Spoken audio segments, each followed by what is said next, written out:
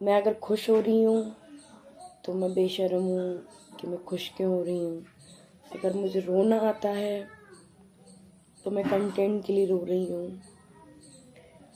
अगर मैं ढंग से जी रही हूँ तो कैसी बेशर्म, इसके 2 पति मर गए फिर भी ये जी रही है। बच्चों को पाल रही हूँ, वो भी कंटेंट है सबके लिए, कंटेंट है मेरे बच्चे। मैं आज ये सोशल मीडिया छोड़ दूँ, कहाँ से बच्चों का पेट पालूंगी। जॉब भी करने जाओ तो बच्चों को छोड़ के जाओ जॉब करने के लिए। मुझे कोई दुख भी नहीं है। जब 3 साल हो जाती है ना, उसमें भी देखना ऐसे मैंने कोई भंडारा नहीं किया है। पंडित जी ने कहा वो पति, मेरे को तो ये भी समझ में नहीं आता कि पति बोलने का भी हक है या किसी की बेटी थे वो, या फिर ये बेटियां मेरी हैं या किसी की थी या नहीं है। किस चीज़ का मुझे हक है बोलने का, मुझे कुछ समझ नहीं आ रहा। दुनिया से लड़ूं, अपनों से लड़ूं, या आगे की जिंदगी देखूं मैं कि कैसे जीऊं मैं। वीडियो बनाऊं चाहे मैं उसमें हंस लूं, बेशरम रो लूं, सिंपैथी गेन कर रही है कंटेंट। क्या करूं मैं।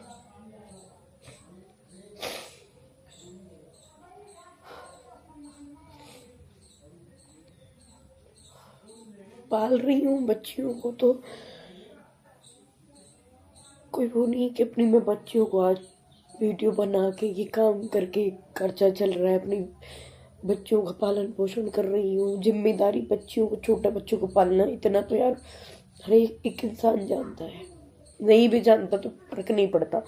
मुझे गालियाँ भी देने मुझे फर्क नहीं पड़ता, देर में फर्क पड़ता भी है तो क्या करूँ, किसको बताऊँ। कोई बताने के लिए है? ये मेरा पति है, मैं उसको बताऊँ कि भोग निकालते हैं। जबकि मैंने बाबा, जो लास्ट डे रहता है ना श्राद्ध का, तो जो भी तुम्हारे यहाँ से चले जाओ उसके नाम से जो तिनका निकालते हैं वही करा था मैंने। ना ही कोई पंडित जमाए थे कि मैंने पंडितों को भोग लगवा रही हूँ, कैसे पता नहीं क्या कर रही। मैं और मम्मी थे वहाँ पे, बच्चों के हाथ से तिनका निकलवाए थे, वो व्लॉग देख लेना।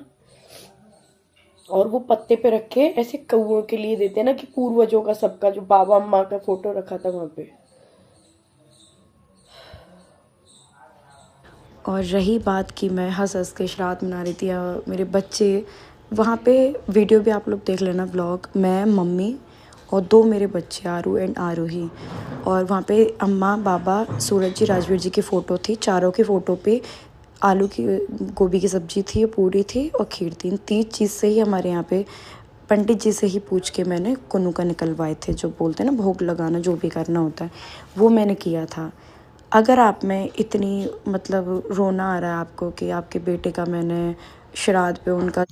हेलो गाइस, देखिए ब्लॉग में आपने देख ही लिया होगा कि स्नैपी गर्ल्स यानी सपना जी की जो कोई कम्युनिटी आई थी उसे देखकर हमें बहुत ही डर लग गया था, क्योंकि सपना जी हॉस्पिटल में एडमिट हो गई हैं। वो भी अपने सास ससुर के कारण वो इतना डिप्रेशन और इतना मेंटली हो जाती हैं कि उन्हें हॉस्पिटल में भर्ती होना पड़ा।